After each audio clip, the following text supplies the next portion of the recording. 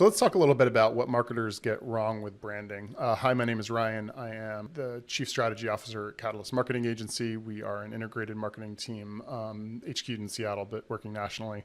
You can find us at catalystmarketingagency.com. When we think about branding, we tend to think about logos, obviously. If you asked any layman on the street what a brand is, they'd probably point to a logo and sort of that's the end of it. When you go a little bit further down that path, you end up talking about things like style guides, font stacks, and color palettes and illustrative patterns that all help sort of create consistency and drive brand recall and that sort of stuff, which is very important, right? And should be included as part of a brand exercise. If you go to ultimately to the end of that road, you get things like brand book, right? And what we're talking about there is visuals with lots of fit and finish. We know exactly how this brand would respond in every given situation.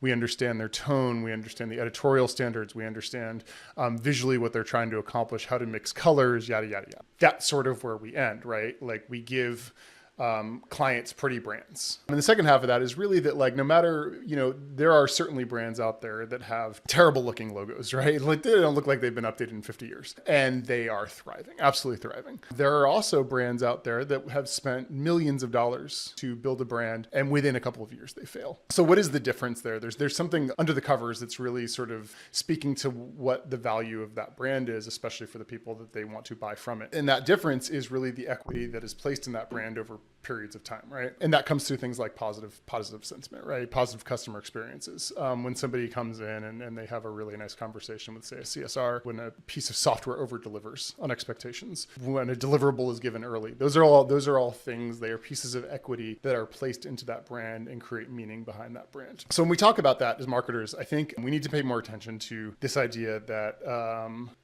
sure, go out there, spend the money, get the brand looking great. But if you really want to improve and leverage brand as part of your strategy, it really has to come back to a whole brand strategy. And what that is when we think about creating those experiences, we only make the promise, right? You've got the product team and the sales team and the customer support team and the delivery team or whatever business it is that all sort of add to that sentiment and have opportunities to help build equity in that brand or pull equity out of that brand, right? And every time there's a transaction, one of those things happens. It's either I have invested, my sentiment about this brand has moved up or down. So as marketers, what our job really is in this brand conversation is to create the bucket and then to go to other salespeople and department heads and whatnot and say, listen, we created a brand, but this has got to be a mutual vision. And unless it's a mutual vision, none of this works. So I think when we think about branding, we need to sort of like widen our scope. And I think most organizations and marketing leaders would be better off if they spent more time thinking about that.